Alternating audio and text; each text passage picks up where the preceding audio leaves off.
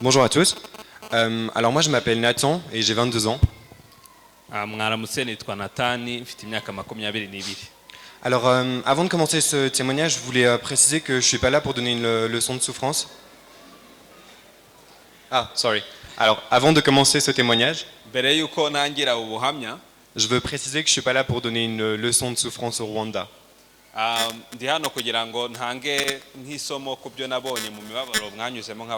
Parce que je sais que vous avez énormément souffert à cause de mon pays, la France.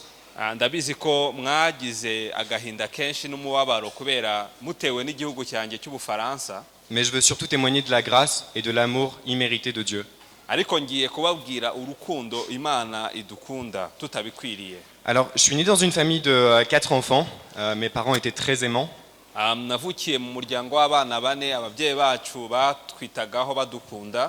Et ils ont planté en moi les graines de la foi avec amour. Et ils ont planté en moi, they said it, they sowed.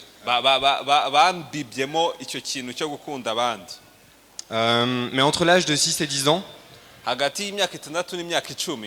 j'ai vécu des dizaines d'abus sexuels par un homme d'une quarantaine d'années. Alors il y a eu plusieurs conséquences à ces abus.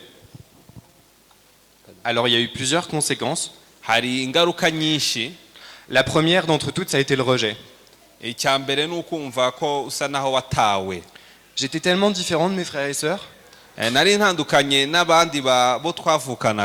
que j'ai constamment vécu le rejet et la comparaison.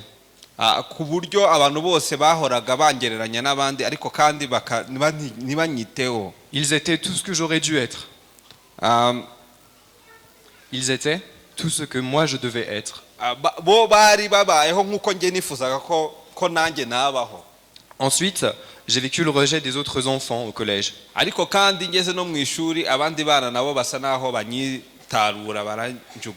Pendant 3 ans, de 10 à 13 ans, j'ai vécu du harcèlement scolaire. J'allais souvent me cacher dans les toilettes du collège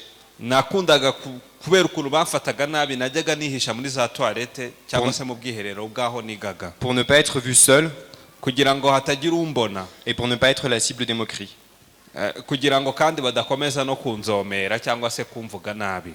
Mes parents n'ont rien remarqué de mon mal-être. Mes parents n'ont rien remarqué. Et ils ne comprenaient pas. Alors, une autre des conséquences a été l'impureté sexuelle.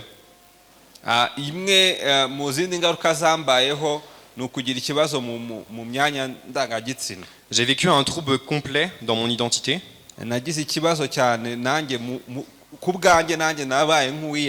Dans mon identité d'homme et dans mon identité sexuelle. Satan m'a emmené par bien des chemins et j'ai moi-même commis de nombreux péchés. À la fin du collège, au lycée, je pouvais plus me battre contre moi-même. Je pouvais plus me battre contre Satan, j'avais plus de force.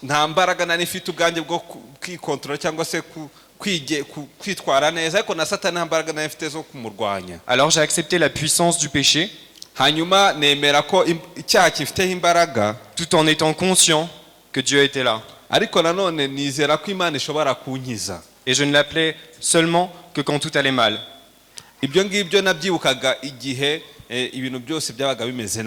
À partir de 14 ans, j'ai commencé à fumer. Mes parents ne savent pas quoi faire. Je mens, je vole, je contrôle et je manipule. Mon seul moyen de défense, c'est de m'enfoncer dans la connaissance, d'apprendre beaucoup de choses.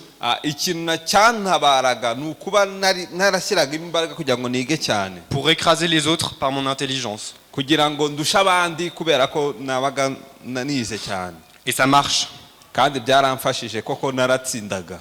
L'esclavage du silence prend fin à 17 ans. Nyuma nza kugera igihe noneho simbe nkiganira. Je révèle à mes parents tout ce que j'ai vécu.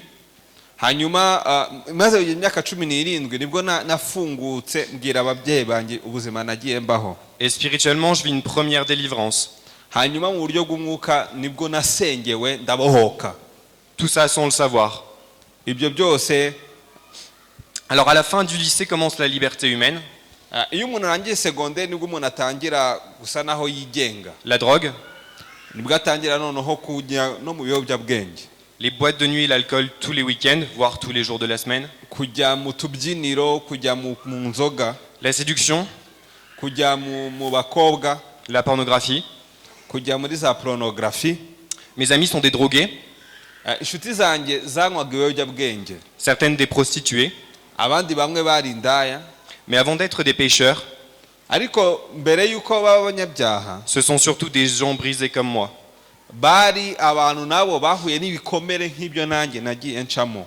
Mais Dieu est grand et il rétablit. Ariko Imana ni Imana ikomeye ibasha kongera kugarura ubuzima umuntu yatakaye. Je revois une amie que Dieu a puissamment transformée. Nge negereye umuntu inshuti yanjye Imana yari yahinduye ubuzima. Elle n'a pas besoin de mots.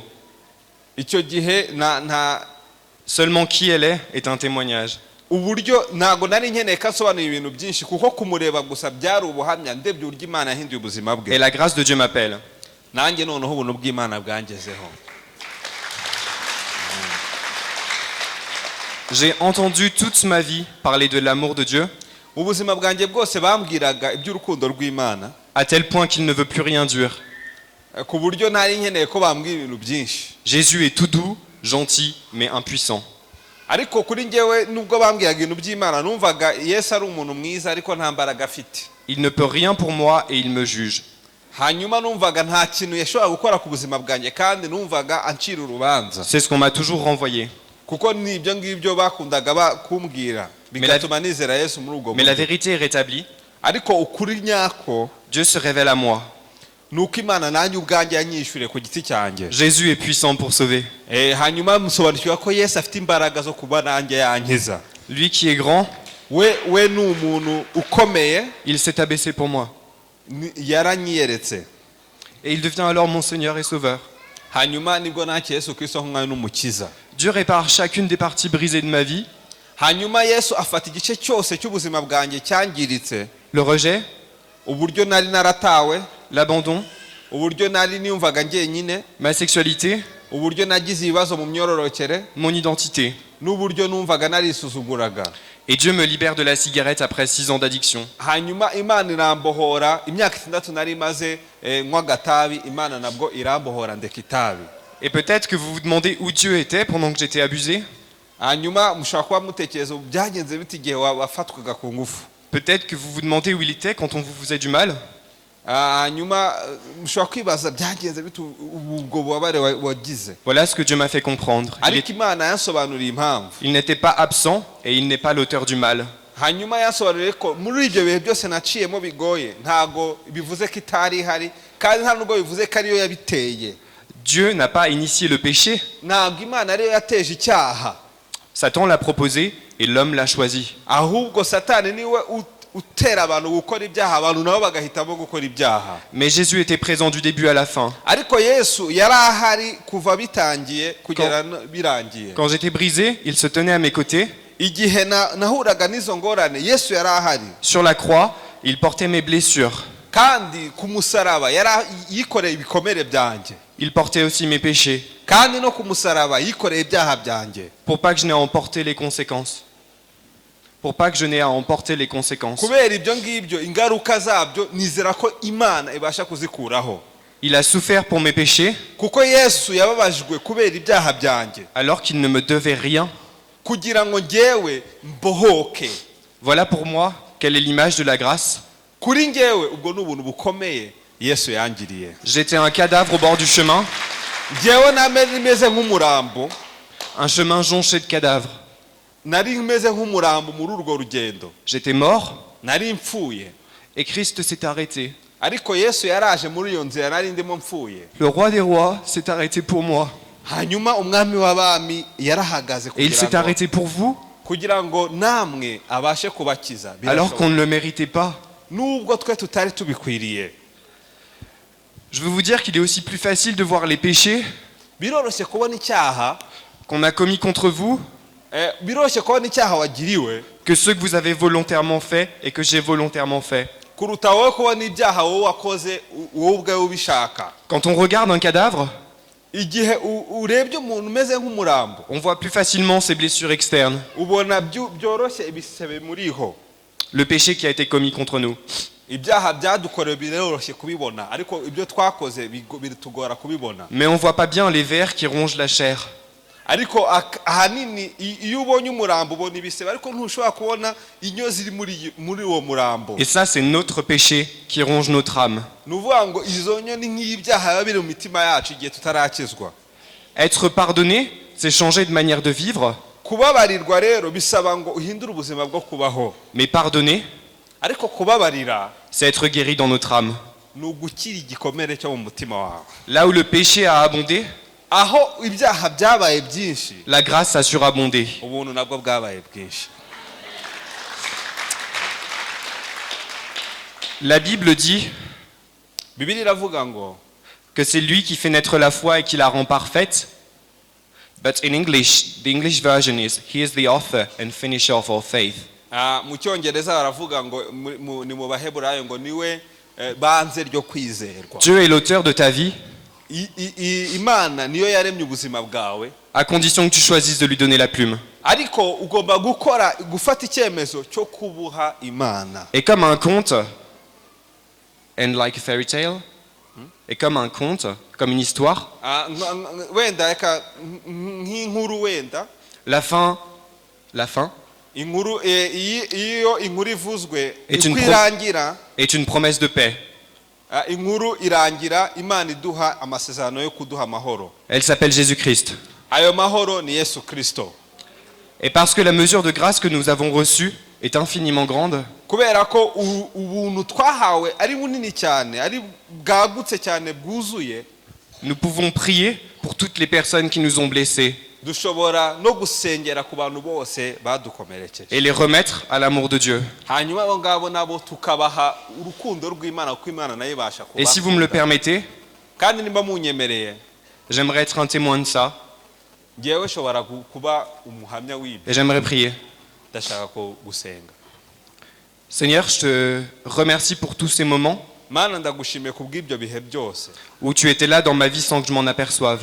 aho wabaye mu buzima bwanjye nubwo ntari mbizi. Seigneur, je veux croire que tu es mort pour mes péchés, Mana nizera ko wapfuye kubw'ibyaha byanjye tout comme tu es mort pour les péchés de ceux qui m'ont blessé. kandi nk'uko wapfiriye ibyaha by'abankomerekeje. Et Seigneur, l'homme qui m'a abusé, Umugabo wafashe ku ngufu data les enfants qui m'ont rejeté, n'abana banzomeraga, je veux te les remettre, Père. Mana ndabaguhaye nabo. Je veux te demander la grâce pour eux.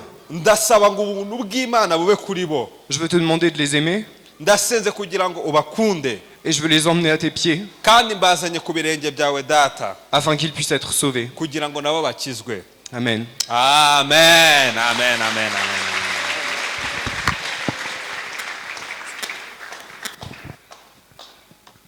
Yesu ashimwe cyane. Yesu ashimwe. Tubatunga ibiganza bari abantu tubifuriza umugisha w'Imana. Yewe ngiye numvise ibintu babayemo, mbona Satani urwanya abanyarwanda ari we n'ubundi urwanya abafaransa, ni urwanya abarusiya, ni urwanya abanyamerika. Satani ni umwe kabisa. Yewe ibyaha ni bimwe nanone. Yewe noneho tujya tuvuga ngo ibyaha bagafata ku ngufu abagabo bagenzi babo. Murabyumvise ariko Yesu nanone ni umwe utanga agakiza. Haleluya. Imana ishimwe ko mu Bufaransa murabona ko iyo bakijijwe n'isura irahinduka. Dore ukuntu bari kurebana ubuntu bw'Imana. Ariko mu Bufaransa udakijijwe n'umunyarwanda udakijijwe ntiwamunyweraho amazi. Ariko Imana ishimwe kuko itanga agakiza itarobanura ku butoni. Amen. Amen. Amen. Maze rero tugeze mu kanya ko kugira ngo dukorere Imana.